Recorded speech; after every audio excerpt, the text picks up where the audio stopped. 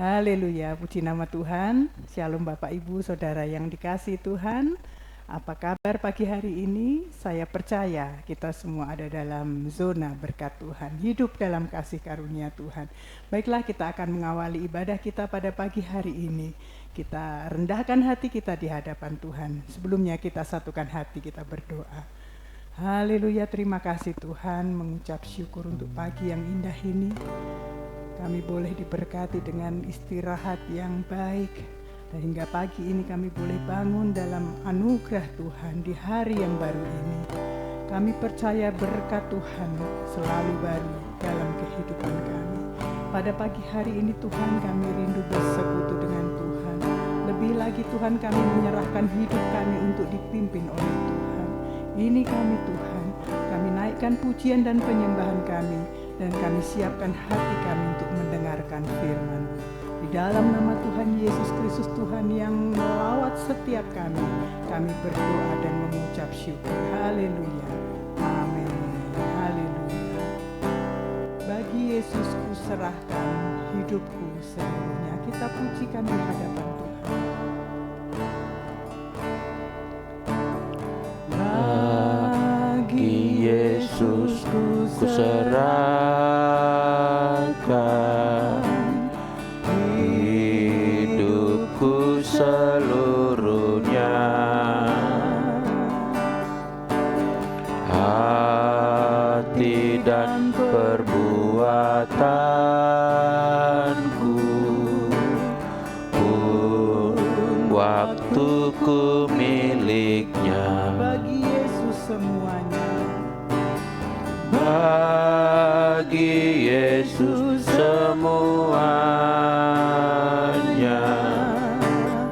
pun waktuku miliknya. Bagi Yesus semuanya, pun waktuku miliknya. Tanganku kerja baginya.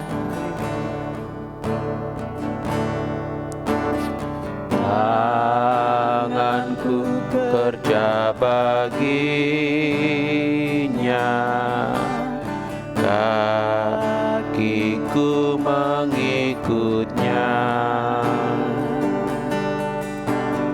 mataku memandang Yesus, yang ku puji Dialah. Bagi Yesus semuanya, yang ku puji Dialah. Bagi Yesus semuanya, yang ku puji Dialah. Bagi Yesus ini hidupkan Tuhan. Bagi Yesus semuanya, yang ku puji Dialah. Bagi Yesus. Bagi Yesus semuanya, yang ku puji Dialah. Yang ku puji Dialah. Yang ku puji Dialah. Haleluya. Bapa Surgawi, kami merindukan firman-Mu di pagi ini. Firman-Mu itulah suluh bagi kehidupan kami, pelita bagi kaki kami. Bicaralah kepada kami Tuhan, kami siap mendengarkan Engkau. Di dalam nama Yesus kami berdoa. Haleluya. Amin. Bapak Ibu, di pagi ini Saya mau bercakap tentang beriman di tengah perbedaan. Saudara, kita sadari atau mungkin kurang kita sadari, tetapi faktanya adalah dunia sekarang ini adalah dunia yang plural dan pluralitasnya itu luar biasa tinggi. Kita sekarang hidup dalam multi perbedaan. Inilah kondisi yang tidak dapat kita elak, tidak dapat kita hindarkan. Terutama itu di masa-masa abad terakhir ini arus imigrasi itu tinggi sekali ya, dari desa. Banyak orang pindah ke kota entah karena kuliah, entah karena pekerjaan, dan berbagai alasan. Sehingga kota-kota sekarang di seluruh dunia itu penduduknya itu plural. Majemuk sekali. Metropolitan itu wah segala perbedaan ada di sana. Tapi sebaliknya juga desa juga sekarang ini telah menjadi desa-desa yang plural. Kita kalau pergi ke desa sekarang sudah semakin langka itu namanya penduduk yang terisolasi, tertutup gitu ya. Masyarakat yang homogen itu udah makin langka. Di desa pun sudah berbagai suku, bahkan berbagai agama dan berbagai profesi. Kalau dulu kan rata-rata petani gitu. Dan sekarang di desa juga tidak semuanya petani. Ada banyak di sana orang yang pekerjaannya bukan petani. Nah, saudara, ditambah lagi dengan dorongan teknologi, sehingga meskipun orang berada di satu tempat ini, tapi dia menerima pengaruh dari budaya luar karena teknologi, digital, komunikasi digital. Sehingga apa yang terjadi di belahan bumi yang lain diketahui atau segera juga mungkin menjadi mode di belahan bumi yang lain. Kayak kampung kecil saja dunia ini sekarang. Maka saudaraku, demikianlah kita juga dalam hal beriman. Tidak mungkin lagi kita sekarang beriman di tengah kesamaan. Sekarang kita beriman hidup di tengah perbedaan-perbedaan. Keluarga kadang-kadang juga terdiri dari orang yang sukunya berbeda, semacam saya dengan istri saya Batak, istri saya Jawa, yang lain juga banyak. Ada juga di keluarga itu beda agama. Satu keluarga agama Kristen, satu keluarga lain agama Islam, satu keluarga lain mungkin Buddha, Konghucu, Hindu, atau di tempat-tempat lain agama-agama lokal lagi banyak sekali. Saudara, mudah untuk bergaul mungkin kalau di tengah kesamaan saja. Mungkin mudah. Tapi sebenarnya punya tantangan juga. Mungkin resiko hidup di tengah kesamaan itu kecil, tapi untuk hidup harmonis di tengah kesamaan pun tidak mudah untuk harmonis, saudaraku. Apalagi untuk hidup harmonis di tengah perbedaan. Itu sebuah challenge bagi kita, khususnya kita dari sudut pandang orang beriman kepada Yesus Kristus. Kata toleransi berasal dari kata bahasa Latin tolerare. Artinya di situ ada suatu kemampuan menahan diri dan sabar walaupun beda pendapat, beda sikap, beda cara, beda latar belakang, beda profesi, beda mindset. Dalam Kamus Besar Bahasa Indonesia, kata toleran mempunyai makna sifat atau sikap tenggang, menenggang rasa ya, tenggang rasa. menghargai, membiarkan, membolehkan yang berbeda, baik dalam hal pendirian, pendapat, kepercayaan, kebiasaan dan sebagainya, dalam adat yang berbeda, bahkan mungkin juga bedanya itu sangat beda gitu. Kata toleran mengandung arti harmoni walau berbeda, itu namanya toleran. Harmoni, kata harmoni itu saya lacak-lacak tadi di Google. Harmoni itu saudaraku dari kata Latin itu harmonia, kata Yunani harmonia, artinya selaras atau seimbang. Ada keselarasan, ada keseimbangan walau perbedaan. Ya, coba kita lihat dulu sebelum kita merenungkan ayat-ayat firman Tuhan, kita lihat satu foto ini sejenak. Ada foto ditayangkan di screen kita. Nah, saudara, foto ini dibidik atau diambil tahun 1899 yang lalu. Jadi sudah lebih 127 tahun yang lalu foto ini. Nah, saudara, di situ ada dua orang. Satu menggendong, satu digendong. Yang digendong itu bernama Samir. Dia beragama Kristen. Dia tidak bisa berjalan, lumpuh. Maka dia digendong. Sedangkan yang menggendong itu bernama Muhammad.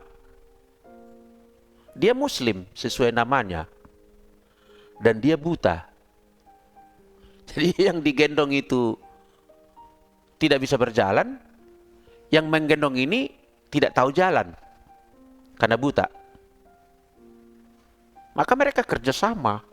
Dan mereka kerja di satu kafe yang sama. Si Samir itu keahliannya bercerita atau mendongeng, pantomin gitu ya. Membuat lelucon, humor. Sedangkan si bernama Muhammad ini kerjanya jualan kue, jualan camilan di kafe itu. Mereka selalu pergi ke tempat itu bersama, pulang juga sama, kadang-kadang malam juga gitu ya. Dan meskipun mereka berbeda, tetapi masing-masing mendapatkan tujuan karena mereka harmoni. Kalau mereka tidak kerjasama, sulit bagi orang yang tak bisa berjalan sampai ke tempat kerja dan pulang ke rumah, ke pondokannya. Demikian juga bagi yang buta. Dia memang punya tenaga, kakinya bisa melangkah, tapi dia kesulitan menemukan arah di mana dia akan pergi. Nah, itulah contoh yang sampai foto ini menjadi foto yang legendaris ya. Mengabadikan tentang persahabatan. Tulen walaupun berbeda. Haleluya. Mereka tidak terhalang walaupun berbeda. Saya senang juga dari saudara muslim itu, berkali-kali saya dengar ajaran begini. Kalau orang itu bukan saudara karena iman, mereka saudara karena kemanusiaan. Amin itu saudaraku. Amin itu. Itu baik sekali. Hikmat itu, bijaksana itu, arif ya. Kalimat-kalimat seperti itu saya kutip karena saya sangat setuju. Kita baca dulu firman Tuhan Bapak Ibu. Yakobus 2 ayat 1 pertama kita baca. Nanti kita baca Matius juga. Dan kita baca Yakobus 3 bagian ayat yang akan saya rangkai. Kita mulai dari Yakobus 2 ayat 1. Bunyinya begini Bapak Ibu. Saudara-saudaraku, sebagai orang yang beriman kepada Yesus Kristus. Perhatikan. Sebagai orang yang beriman kepada Yesus Kristus. Tuhan kita yang mulia. Janganlah iman itu kamu amalkan dengan memandang muka. Wow. Keren ya Rasul Yakobus ini, saudara, sebagai seorang keluarga dalam rumah Bapak Yakub dan Ibu Maria, saudara tiri boleh kita bilang gitu. Dari Yesus adiknya secara daging. Yesus memang firman yang menjadi manusia. Nah, Yakobus berkata, sebagai orang beriman, jangan kita amalkan dengan memandang muka. Iman itu eksklusif, tapi hidup itu harus inklusif. Wow, saya temukan mutiara pada pagi hari ini. Iman itu eksklusif, nggak campur-campur, murni kepada Tuhan Yesus Kristus. Tapi dalam pengamalannya, dalam implementasinya di dalam kehidupan, inklusif kita. Kita tidak memandang muka. Maka saudara kita hari-hari ini merayakan Idul Fitri, kita ucapkan selamat berbahagia kepada mereka. Selamat telah menuntaskan 1 bulan Ramadan bagi mereka. Yang lalu juga saudara kita etnik Tionghoa apapun agamanya, kita ucapkan selamat tahun baru. Kyonghi kita bilang.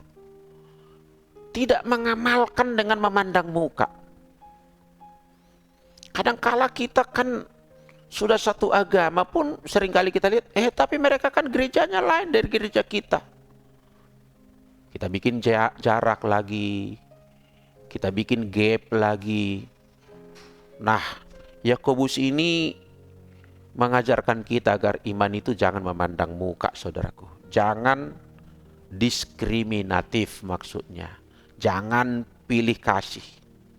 Kalau ada orang sedang membutuhkan pertolongan di jalan raya, jangan kita memandang muka.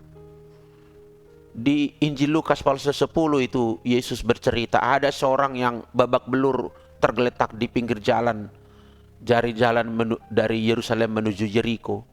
Orang itu kena begal, hartanya ludes diambil oleh perampok dan dia tergeletak sekarang hampir mati, sekarat. Lewat seorang imam, dilihatnya lalu dia tinggalkan, lewat dia begitu saja. Lewat lagi seorang Lewi, dilihatnya lalu dia lewat berlalu juga. Lewat orang Samaria, tergerak hatinya belas kasihan, tidak peduli dia siapa orang ini, dia tolong. Dia tolong. Dia turun, dia balut luka-luka orang itu, dia papah ke atas keledainya, dia bawa ke kota untuk dirawat dan seterusnya. Tanpa melihat siapa orang ini. 2 orang terdahulu kita lihat memandang muka. Coba barangkali kalau itu saudara kandungnya, atau mungkin teman profesinya, atau mungkin satu sekte dengan dia, bisa jadi orang itu menoleh dan menggendongnya, merawatnya. Tapi karena dilihatnya bukan sesamaku, dalam pengertianku, ditinggalkannya. Nah, itu tidak boleh demikian. Suatu kali seorang ahli Taurat datang kepada Tuhan Yesus. Kita baca Matius pasal 22 ayat 36. Ahli Taurat ini mengajukan pertanyaan kepada Tuhan Yesus demikian. Ayat 36, Guru atau Rabi, hukum manakah yang terutama dalam hukum Taurat? Hukum Taurat itu kan memang perintah Allah ada 10 perintah, tapi sebenarnya seluruh hukum Taurat itu banyak sekali. Banyak aturannya. Di kemudian hari nanti di breakdown oleh rabi-rabi Yahudi, mereka memunculkan 613 hukum. Nah, sekarang ahli Taurat ini mengajukan pertanyaan, hukum mana yang terutama dalam hukum Taurat? Jawab Yesus kepadanya, kasihilah Tuhan Allahmu dengan segenap hatimu, dan segenap jiwamu, dan dengan segenap akal budimu. Eksklusif ini, kita nggak boleh menduakan Tuhan dengan berhala ini, berhala itu, dewa ini, dewa itu, nggak boleh. Eksklusif. Tapi kemudian dilanjutkan. Itulah hukum yang terutama dan yang pertama, dan hukum yang kedua, yang sama dengan itu. Bukan kedua berarti prioritas kedua atau lebih rendah, enggak, sama dengan itu. Ialah, kasihilah sesamamu manusia seperti dirimu sendiri. Inklusif. Implementasinya dalam kehidupan inklusif. Tidak memandang muka. Pada kedua hukum inilah tergantung seluruh hukum Taurat dan kitab para nabi. Jelas bagi kita landasan biblikalnya dan landasan teologinya sekaligus ini yang saya katakan ini. Beriman di tengah perbedaan. Tidak terganggu iman kita karena perbedaan yang ada. Tidak terganggu. Kita bisa satu sekolah dengan orang berbeda suku, berbeda agama, bahkan sebetulnya satu meja makan pun nggak apa-apa. Mungkin makanannya ada yang kita hindarkan untuk di meja makan bersama, jangan kita makan juga yang oleh saudara kita itu dianggap tidak halal misalnya. Tapi ada banyak makanan yang kita bisa makan bersama, berpesta, pesta bersama, kerja di kantor yang sama, saling tolong menolong tanpa, kau kan bukan satu agama denganku, kau kan bukan satu suku denganku, kau kan bukan satu kebangsaan denganku. Tidak demikian. Maka Yakobus tadi betul. Saudara-saudara, sebagai orang yang beriman katanya, jangan iman itu kamu amalkan dengan diskriminasi. Jangan. Kita baca satu bagian ayat firman Tuhan lagi, Yakobus pasal 2 ayat 8. Akan tetapi jikalau kamu menjalankan hukum utama yang tertulis dalam kitab suci, 2, kasihilah sesama manusia seperti dirimu sendiri. Kalau kamu lakukan ini, kamu berbuat baik, berbuat mantap, berbuat good, very good. Ayat 9, tetapi jikalau kamu memandang muka, pilih-pilih kasih dalam implementasi kehidupan ini, kamu berbuat dosa. Saudara berdosa tidak karena membunuh, tidak hanya karena mencuri, tapi mengamalkan iman pun dengan diskriminatif. Menurut ayat ini kita sudah jatuh di dalam satu dosa. Jikalau kamu memandang muka, kamu berbuat dosa. Dan oleh hukum itu menjadi nyata bahwa kamu melakukan pelanggaran. Namanya melakukan pelanggaran, kalau di lapangan sepak bola itu lagi pertandingan, kena semprit, kena kartu kuning. Diulangi lagi kartu kuning kedua mungkin. Kalau di lapangan kan gitu. Dan kalau parah kali lampu kartu merah, dilarang bermain pada pertandingan berikutnya, entah berapa kali pertandingan nanti. Ya, jadi saudara, kembali kita mau menggemakan iman kita, mengokohkan iman kita, bahkan juga mungkin membangun iman kita, meskipun kita di tengah perbedaan.